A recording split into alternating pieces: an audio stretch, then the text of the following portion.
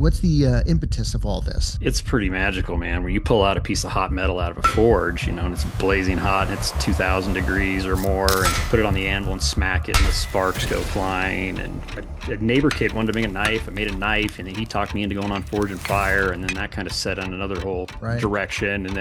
And that's when I pulled a piece of hot metal out of the forge, started hammering on it, and then realized that's where I was going for my life. What does that look like if you wanted to set your own fire? What heats that up, and what degree does it need to get to? And how's that work? Yeah, so you just dig a hole in the ground, get an old, hair dryer, run it to a hose, pump some air to the ground, get some charcoal briquettes at the city market, put them in the ground. You could get the fire started.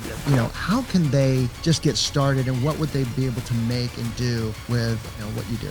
Okay, so I think metalwork is just kind of like Ira Houseweart, we're going to get into some metal fabrication and metal art and metal functionality. It's gorgeous. It's functional. I mean, everything from a railing to like artwork to swords to knives. It's really great. So, Ira, let's get into the origin. I want to know. We always want to know, how does somebody get started? How did you, get? What's the impetus of all this? Let's tell us a little about yourself. okay. So I grew up on my family farm working in my granddad's shop. He was just a farmer rancher, but I started welding in there, kind of started to find out that I liked metalwork. Then high school shop class, decided I could actually make a living doing it maybe. And that's what I went off to school, did a few years of trade school in college for manufacturing, machining, welding. And then in my third year of school, I took an evening blacksmithing course. And that's when I pulled a piece of hot metal out of the forge, started hammering on it, and then realized that's where I was going for my life. So that was like 25 years ago. So been Wow. at it for a long time. Apprenticed under a couple of good guys and learned a bunch from them, and then just kind of started going at it myself. And I've had a business now for 24 years. And what business is that? I mean, what do you So guys, does it entail? I make decorative metalwork for the most part. I make a lot of handrails and gates, and we do some artwork, sculpture. Make quite a few knives also. So a little bit of everything. So you have a social presence. That must have been interesting because you starting 25 years ago. Was it like 99, 2000? Yeah, And then all somewhere of in a there. sudden, yeah, that's when I started my business, Tars Plus, in 2000. And then all of a sudden, a social presence comes along. Did that change your whole, the trajectory of your business a little bit, or that change your lifestyle a bit? Because you got a social presence, seems like. I mean, what was that like? Yeah, I know it has changed. I didn't. We all wish we would have jumped on it a little bit earlier because I think it would have been easy. So about maybe 5 years ago, all of a sudden I started posting a little bit of stuff, and then kind of realizing, oh, everybody kind of wants to see this because I do some oddball, unique stuff. And somewhere in there, also a neighbor kid wanted to make a knife. I made a knife, and then he talked me into going on Forge and Fire, and then that kind of set on another whole, you know, Right. direction. And then I had a few got on there, got, quickly wrapped up quite a few followers, and then a few reels that popped off and went, viral. And yeah, it seems like quite a few people follow me now. I'm not familiar with the show. I mean, I'm vaguely, familiar with it, but I know that when you're on a show like that, it'll just, skyrocket your social and your business. I mean, what are some of the differences that happen after that? And did you get like a lot of different requests for, some, artwork or projects? Yeah, the show definitely gets some, I get requests for blades. That's what that is. But it was also just kind of name recognition and understanding, knowing, seeing my name on there, and then maybe, yeah, people were excited around here in my little small town that I was in the, a reality TV show. And so they want to make sure they get me to do their handrail. And Yeah. so, That's cool. Now, there's some romanticism with ironworks, especially like let's say like when Tarantino made the movie Kill Bill, there, the katana, the Hattori Hanzo. There's some of this romanticism, attached towards sword making and all that. Did you ever get uber involved with that, as far as that stuff at all, or anything to add as far as that aspect of iron maker, metalworks? no, it's pretty magical, man. When you pull out a piece of hot metal out of a forge, and it's blazing hot and it's 2000 degrees or more, and put it on the anvil and smack it, and the sparks go flying, and it's more malleable like clay. It's a fun medium to work with. Absolutely. All right. So let's talk about some highlights of things that you've made, and then we'll get into like some skill set. But like, you take us through the pantheons of like some of the interesting things that you've kind of fabricated. Okay, so we have a local park here. I've done all the rails and bridges across the streams and some pretty large scale, like some 80-foot bridges across creeks. And um, locally, I like to do little local stuff for my small town where I have like a whole bunch of custom bike racks. And they're fancy bike racks. It's not like the normal bike rack you see. Yeah, the blades are good and fun too. I mean, like we got actually current projects right now. I'm doing a sissy bar for a Harley, and it's a Damascus, and it should be over the top. Kind of a first of its kind. I hope. One of the things I really liked on your social is this cool railing or on the side of like a nice house, and then you have the like a fire pole. It goes from the top, second story down Yep. to the bottom. It's just great. I mean that's just a great idea. Do you have a lot of was that a local person, and do you have a lot of ideas Yeah. that like people are always asking for stuff like that? Yeah, local person. I've been trying to sell that to a person forever, and I was It like, was your it's always, idea. if you were, yeah. Yeah, and we were just joking about it. I mean, he was like, well, let's do it, and he has two young kids, and then the kids just love it. I just got a message from him today, actually, and the kids just, I mean, who doesn't want to have a fire pole out there upstairs deck? So, yeah. And how did you fasten that thing to the ground? Was it just bolted in the bottom? No, it's just a small hole in some concrete, and Okay, just, that a makes long pipe just stuck in. It's nothing fancy. yeah. That makes sense. Yeah. All right. So now let's get down to some.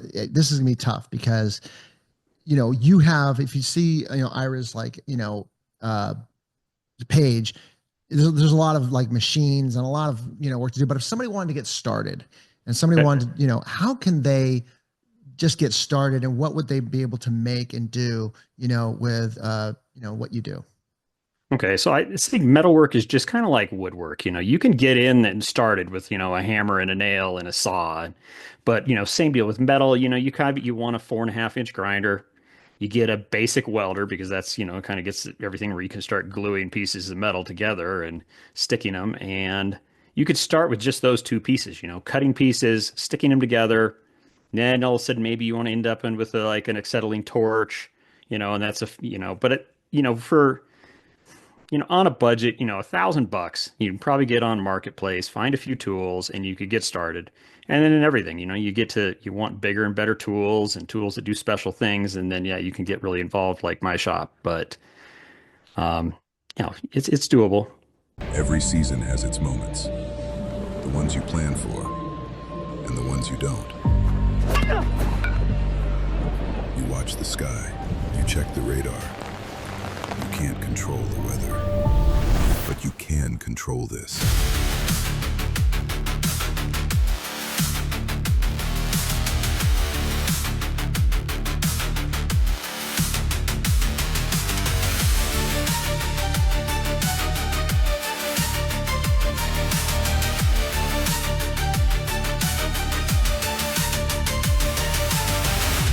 When it's your field, it's your responsibility.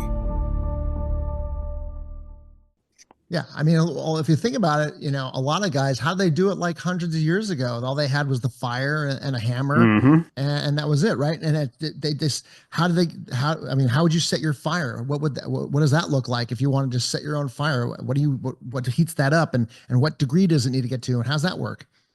Yep. Yeah. So you just dig a hole in the ground, get an old, air hair dryer, run it to a hose, pump some air to the ground, get some charcoal briquettes at the city market, put them in the ground. You could get the fire started. I mean, there's tons of YouTube videos on this too.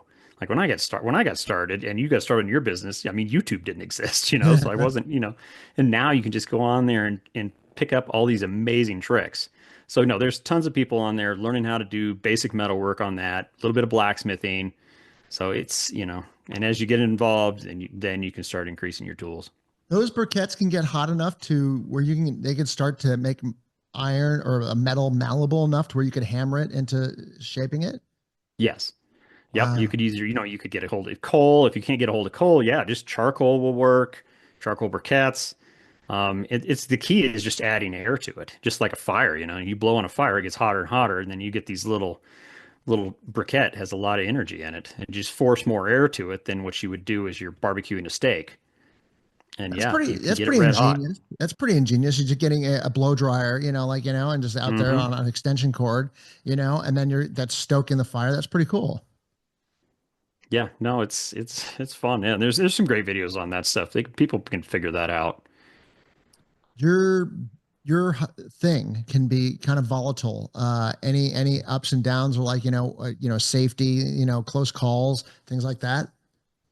Yeah, it can be. There's a lot of little burns. That's the big stuff, like you're always burning your hand and you're running your finger into a grinder. I would say it honestly might be safer than woodwork though. Like a wood bandsaw, when you nick them, you take off a finger. Uh, so the metalwork, yeah, my big hammer, you could smash yourself. Mostly burns.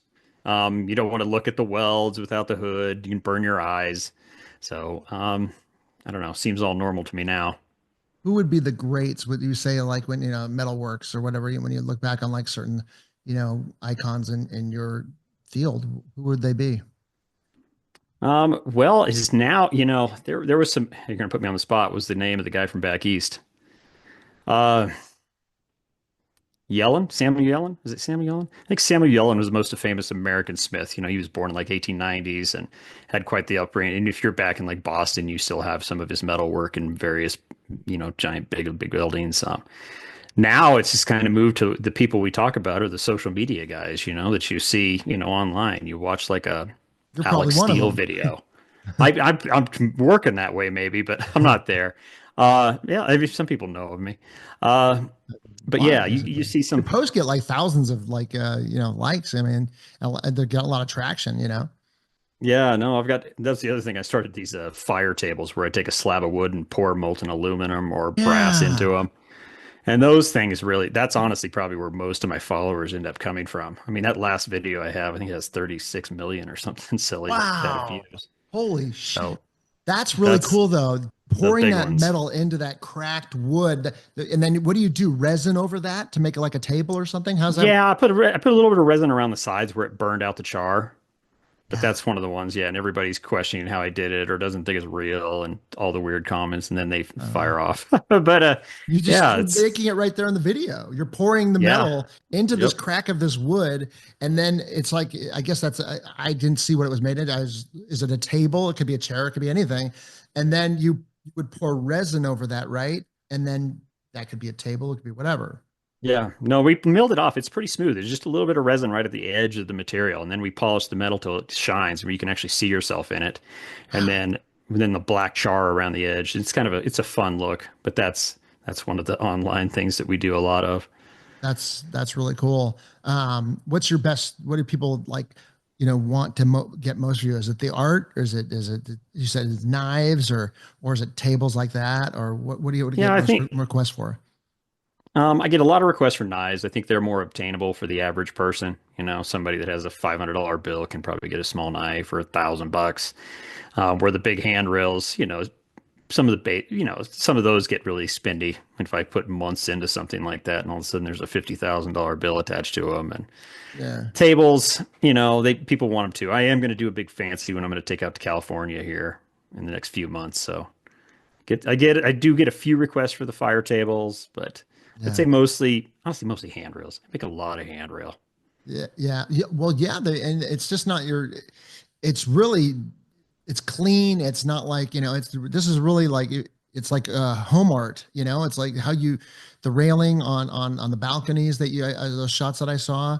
I was like, man, because I don't want to put together a lake house in a couple of years, And I was like, that's exactly the kind of look that I'd want to like have like railings over in a second story, and it's just nothing better like having also the nice combination of wood and clean, fine crafted metal, Yep. mixed with each other, and stone too, for that matter.